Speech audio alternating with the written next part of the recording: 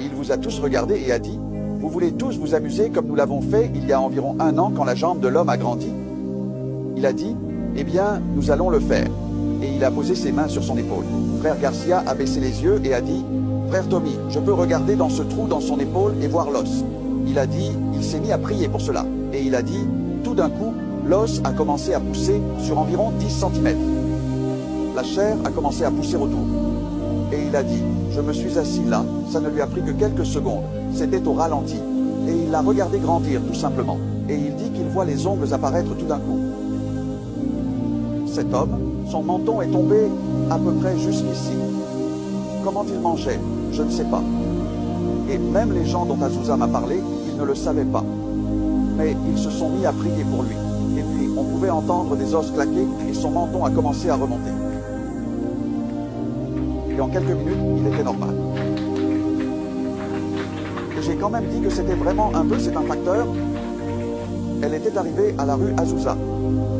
Sœur Cardi l'a vue entrer avec un bandage ensanglanté sur l'oreille. Et elle a dit, on pouvait voir qu'elle souffrait énormément. Alors, elle s'est approchée d'elle et a commencé à la servir. Et elle lui a raconté ce qui s'était passé. Elle a dit, elle l'a retiré. Elle m'a dit que ça ressemblait à un morceau de viande crue. Il n'y avait rien là, juste un morceau de viande crue. Elle a alors commencé à prier pour cela. Et la femme a dit, oh, je ressens des picotements. Et la douleur a complètement disparu.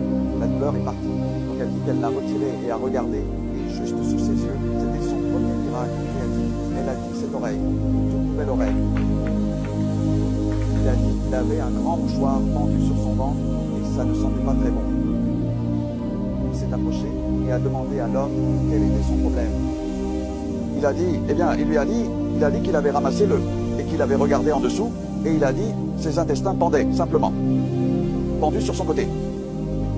Et il a dit, alors il a remis le rabat en place et a posé sa main dessus et a commencé à prier. Et il pouvait sentir sa main entrer. Et tout à coup, il dit qu'il n'y avait personne.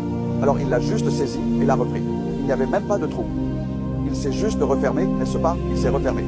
Ses entrailles sont retournées dans son estomac et il s'est refermé. Et quand il s'est approché de lui, il a réalisé que l'homme était aveugle, aveugle comme une pierre.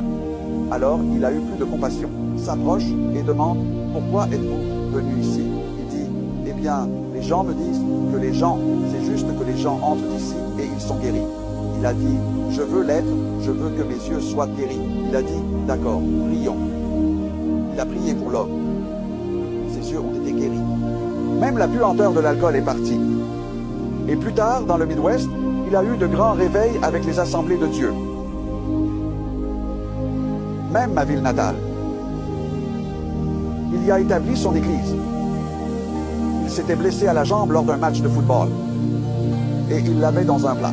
Eh bien, pendant que je parlais, je lui ai demandé de descendre et de s'asseoir dans une certaine zone. Et j'ai dit, maintenant, vous là-haut, vous priez. Et j'ai dit, je veux dire, vous les jeunes, ainsi que ces plus âgés, vous priez. Je veux dire, si Dieu te dit d'y aller, qu'il a besoin que tu ailles prier pour quelqu'un, obéis, descends et prie pour lui. Eh bien, cette petite fille s'est levée. Elle avait l'air d'avoir environ 10 ans, mais elle en avait 13. Elle s'est avancée et a imposé les mains à cet homme. Et tout d'un coup, il a commencé à se secouer et à crier « Enlevez le plâtre !» Ils ont cassé ce plâtre. Et il s'est mis à danser dans l'église. Il m'a fallu un moment pour le retenir, pour amener cette petite fille jusqu'à moi. Tout le monde devenait fou. Et j'ai dit « Ma chérie, quel âge as-tu » Elle a dit « 13 ».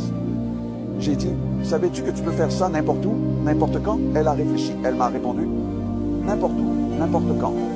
J'ai dit oui. Elle a dit qu'elle était allée à son école et qu'elle était ce qu'on appelle la fille à la serviette. Vous avez vu ces petites filles qui donnent la serviette à, d'accord, le quarterback qui a été gravement blessé, l'ont fait monter sur la civière. Elle s'est approchée de lui et lui a dit, je crois en la guérison divine. Je crois que si je prie pour vous, vous serez guéris surnaturellement. Souhaitez-vous que je prie pour vous? Elle a dit qu'il avait grogné un oui. Elle lui a imposé les mains et a prié pour lui. Il a été guéri. Il s'est levé pour jouer la pièce.